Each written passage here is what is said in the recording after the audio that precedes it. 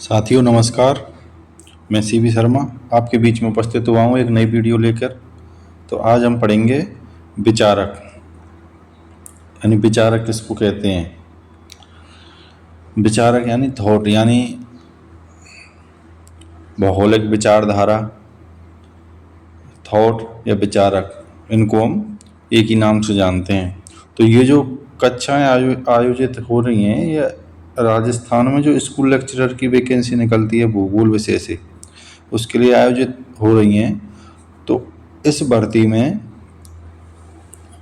जो थॉट का पार्ट है, उसका जो पाठ्यक्रम है, उसके बारे में देखेंगे क्या क्या पाठ्यक्रम है। तो एक एक बिंदु पर हम बात करते हैं। तो इसका जो पाठ्यक्रम है वो दो स्तरों में बांटा है। एक तो स्नातक स्तर ग्रेजुएशन लेवल, एक पोस्ट ग्रेजुएशन लेवल स्नातकोत्तर स्तर। तो इसमें जो दिया गया है वो दिया गया है भूगोल की परिभाषा, प्रकृति, क्षेत्र और उद्देश्य पहला, यानी भूगोल की क्या परिभाषा है, प्रकृति, क्षेत्र और उद्देश्य क्या है। ग्रीक, यानी ग्रीक को बोलते हैं हम यूनानी व रोमन भूगोलवेताओं का योगदान, यानी ग्रीक और रोमन भूगोलवेताओं का योगदान दिया गया है। फिर दिया गया है अलेक्जेंडर वान हम्बोल्ट, इसको हम शॉर्ट फॉर्म में हम्बोल्ट कहते हैं, और ये क्या है, जर्मनी से थे, तो इसलिए जर्मन जोग्राफर हैं ये। फिर है साथियों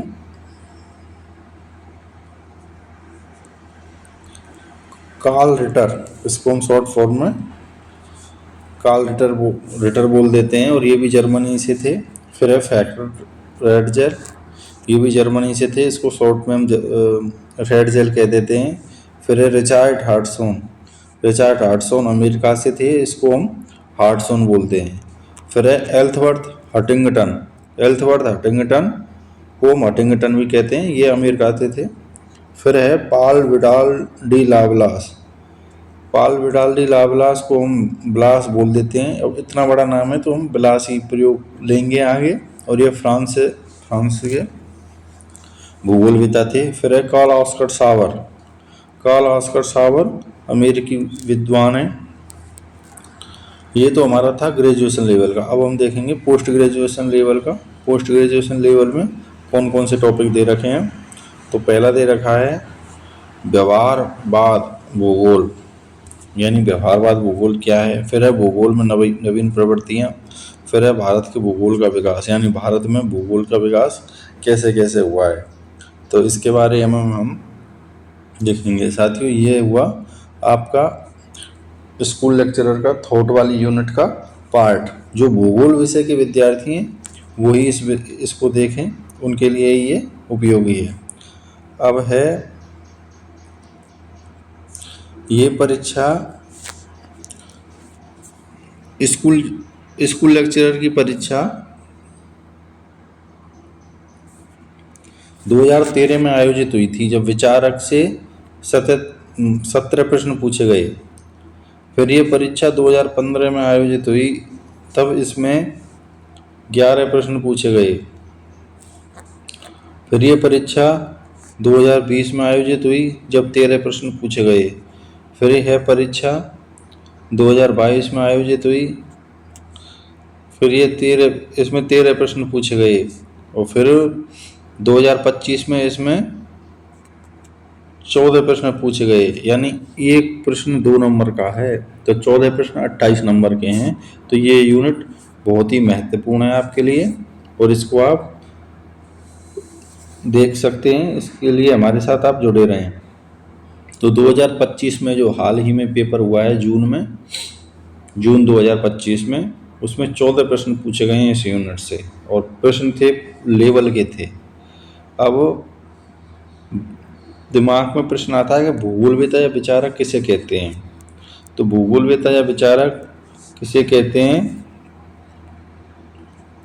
वह व्यक्ति जो भूगोल विषय में योगदान देता है, भूगोल विषय में कोई विशेष कार्य करता है, भूगोल विषय में शोध अनुसंधान करता है तथा भूगोल विषय से संबंधित पुस्तक ग्रंथ लेख लिखता है, उसे हम भूगोलवेता कहते हैं। अब उदाहरण के लिए हम देखेंगे कि जैसे हम्बोल्ट ने कॉस्मोस पुस्तक लिखा, तो जो हम्बोल्ट है वो एक विद्वान है, कोई व्यक्ति है जर्मनी का। उसने क्या है, कॉस्मोस पुस्तक लिखी जो कि भूगोल से संबंधित थी, तो इसलिए वो क्या है, भूगोलवेता कहलाया। अब रेडजेल को राजनीतिक भूगोल का पिता कहा जाता है। क्यों कहा जाता है? क्योंकि उसने राजनीतिक भूगोल में, और ये एक भूगोल विषय की शाखा है राजनीतिक भूगोल, इसने क्या है, इसमें योगदान दिया था। एंथ्रोपोजोग्राफी पुस्तक लिखी। हम आगे चल के एक एक विद्वान के बारे में बहुत ही डिटेल से पढ़ेंगे। तो ये एक दिमाग में स्ट्रक्चर बननी चाहिए कि भूगोलवेता किसे कहते हैं हम। फिर साथियों एक मानचित्र है। अब इस मानचित्र में जैसे आपने सुना होगा, कोई भी जैसे प्रश्न है कि वो जर्मन जोग्राफर है, वो फ्रांस का जोग्राफर है, वो भारतीय जोग्राफर है, वो ग्रीक भूगोलवेता है, वो रोमन का भूगोलवेता है। तो आखिर ये ग्रीक, रोमन, यूनान ये क्या हैं, इनके बारे में हम देख लेते हैं। तो सबसे पहले हमारे जो टॉपिक में दे रखा है वो ग्रीक या यूनानी भूगोलवेता। तो साथियों ये जो है ये भूमध्य सागर है। इस भूमध्य सागर के उत्तर में एक देश है, उसका नाम है ग्रीस। तो वहाँ जो भाषा बोली जाती है उसको बोलते हैं हम ग्रीक, और उसको बोलते हैं हम यूनान। तो वहाँ के जो भूगोलवेता हुए उनका नाम था ग्रीक या रोम या यूनानी भूगोलवेता। अब ऐसे ही भूमध्य सागर के उत्तर में एक देश है इटली। इटली की राजधानी है रोम। तो रोम से बन गया रोमन, तो रोम से रोमन बन गया, तो तब बोलेंगे हम रोमन भूगोलवेता। ऐसे ही यूरोप महाद्वीप में जर्मनी देश है तो जर्मनी भूगोलवेता, फिर फ्रांस देश है तो फ्रांस भूगोलवेता। ऐसे ही उत्तरी अमेरिका महाद्वीप में देश है यूएसए, अमेरिका, वहाँ से कोई संबंधित भूगोलवेता है तो अमेरिकी भूगोलवेता। अब जैसे हमारा भारत देश है तो भारत देश से संबंधित है तो भारतीय भूगोलवेता। तो साथियों ऐसे इनके नाम पड़े हुए हैं, तो हम एक एक करके कौन सा विद्वान कहाँ का है ऐसे हम देखेंगे आगे चल के। अब देखो जो मैंने समझाया था मैप में वही बातें हैं ये।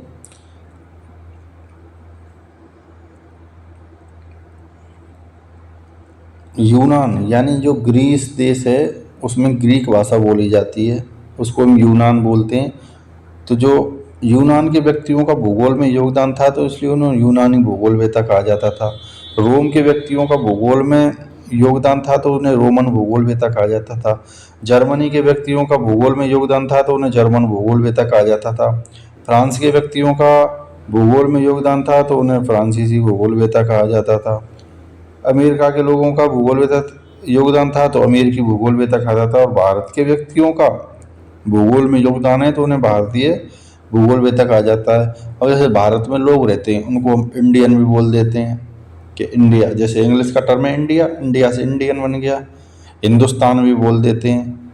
ऐसे ही जैसे राजस्थान का कोई व्यक्ति है उसको राजस्थानी बोल देते हैं, मारवाड़ी, मेवाड़ी, मतलब अलग अलग क्षेत्रीय नाम। तो ऐसे ही इस भूगोल में जिस क्षेत्र के व्यक्ति ने जो योगदान दिया था उसके नाम पर उनका नाम पड़ा है। फिर जो सबसे महत्वपूर्ण बात, हमारा जो पढ़ने का तरीका रहेगा वो क्या रहेगा। तो साथियों जैसे कोई विचारक दे रखा है, विचारक यानी कोई व्यक्ति दे रखा है, कोई भूगोलवेता दे रखा है, तो हम उसके बारे में कैसे पढ़ेंगे। सबसे पहले हम राइट साइड में जो बात करेंगे पुस्तक है। जैसे पुस्तक, कोई विद्वान जो पुस्तक लिखता है उसको हम राइट साइड में लिखेंगे। फिर है जनक। जनक यानी पिता, यानी कोई भूगोल का पिता कौन कहलाता है, राजनीतिक भूगोल का पिता कौन कहलाता है, तो इसको हम ऊपर पढ़ेंगे, ऊपर लेंगे। और कोई भूगोल में जैसे विशेष योगदान देता है, जैसे किसी ने किसी की खोज की या कोई शब्द दिया है या कोई परिभाषा दी है, तो उसको हम लेफ्ट साइड में लिखेंगे। अब इसके लिए हमारे पास एक एग्जाम्पल है, शॉर्ट में एग्जाम्पल है, हालांकि हमबोल्ट से लिया है ये एग्जाम्पल समझाने के लिए ताकि आप समझ सको। और इसी पैटर्न पर पढ़ेंगे हम। बाकी हम्बोल्ट के बारे में हम आगे जब अलेक्जेंडर वान हम्बोल्ट टॉपिक आएगा तब हम इसको डिटेल से लेंगे। यहाँ बस आपको समझाने के लिए एक छोटा सा एग्जांपल लिया है। तो ये हम्बोल्ट महोदय हैं। अब हम्बोल्ट महोदय ने जैसे पुस्तक लिखी है कॉस्मोस, जो कि 5 खंडों में प्रकाशित हुई थी और जिसका जो 5वां खंड था वो इसके मरने के बाद प्रकाशित हुआ था। तो इस पुस्तक को हमने इधर लिखा है। अब हम्बोल्ट को आधुनिक क्रमबद्ध भूगोल का पिता कहा जाता है, क्योंकि इसने क्या है, भूगोल का अध्ययन एक सिस्टमेटिक तरीके से यानी क्रमबद्ध तरीके से किया था। क्रमबद्ध क्या होता है कि विश्व में किसी एक वस्तु को लेकर और विश्व के साथ उसका अध्ययन करना, यह क्रमबद्ध अध्ययन कहलाता है। और प्रादेशिक में क्या होता है कि प्रादेशिक में किसी प्रदेश का लिया जाता है, उसका अध्ययन किया जाता है। अब हम्बोल्ट ने क्या किया है, परमाफ्रॉस्ट शब्द दिया है। परमाफ्रॉस्ट शब्द दिया था साइबेरिया के लिए। साइबेरिया यानी रूस में हिमावृत भूमि यानी बर्फ से ढकी हुई भूमि, तो उसके लिए इसने परमाफ्रॉस्ट शब्द दिया था। और हम्बोल्ट की धारा की खोज की थी। जो पेरू की धारा थी वो ठंडी धारा है, प्रशांत महासागर में है, दक्षिण अमेरिका के तटवर्ती भाग में है पेरू की धारा। उसको ही उसने इसकी खोज की थी, तो उसको ही हम हम्बोल्ट की धारा कहते हैं। तो साथियों, जैसे हम्बोल्ट ने कौन सी पुस्तक लिखी है, क्या पिता कहा जाता है, ऐसे ही हम जो ये हमारा जो पैटर्न रहेगा वो ऐसे रहेगा।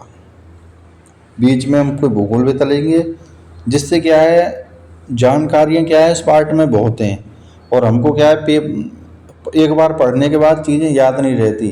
तो इसलिए हमने ये चार्ट फॉर्म में बनाया है ताकि विद्यार्थियों को याद रह सके।